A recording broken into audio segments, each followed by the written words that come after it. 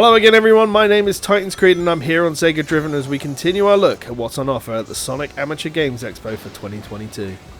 In today's video we'll be looking at the Sonic Riders DX version 2 and it's developed by Extreme Gear Labs. Now, as someone who never got to play through the Sonic Riders series with the exception of Free Riders, I was pretty amped out to try out Riders DX.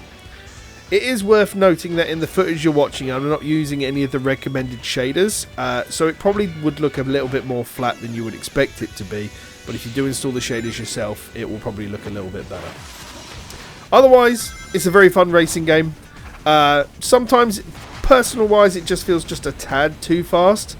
Obviously there's no other options that compared to some of your more standard races or in terms of the speed of what yourself and the AI are using.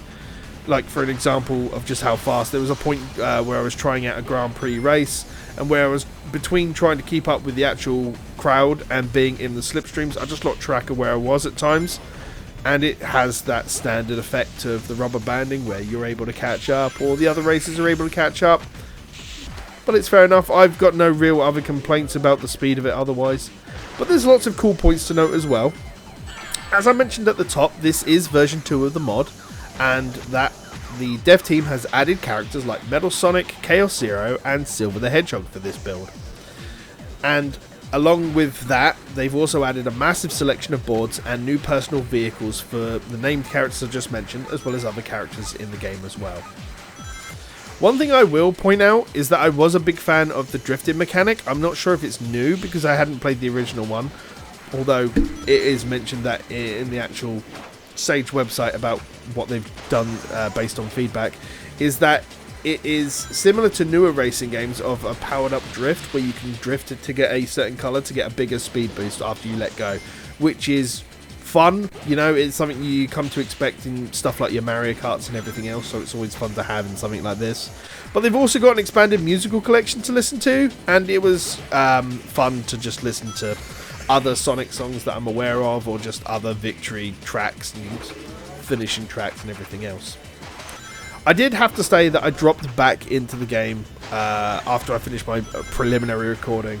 Once I found out that a favourite character of mine, Neo Metal Sonic, was available within the game. And I'm just a sucker for stuff like that. It's my favourite character. I had to go back and just give it a quick go. But it was always also fun to have the ability to go super as well.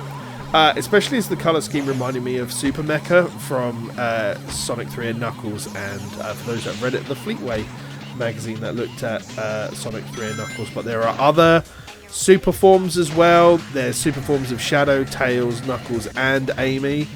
You just need to make sure that you use the Chaos Emerald and you have so many rings while you're in the game. A lot of fun, just small things like that. It's all very good to have.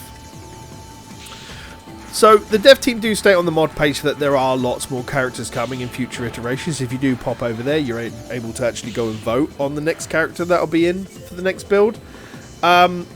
I'm hoping that we get other stuff as they keep continuing developing Riders DX. I'm eventually hoping that they'll also be able to maybe import levels from Zero Gravity and maybe Free Riders as well, if that's possible. Make one big modded version of the game which just has everything and it's just like the big focal point to come back and play. One thing I did want to try compared to the other Sonic games was to see if the emulator's ability to record, since I was recording this on Dolphin. There are other emulators out there. There's the one that's on Steam as well, or Parsec, but I just wanted to see if multiplayer was doable to try some of the other modes. Unfortunately it wasn't in to be for this case for this review, but if Sage does come back around for 2023 and we have a version 3.0, I might be looking at something there to try as well, just to give a bit of feedback and see how it goes.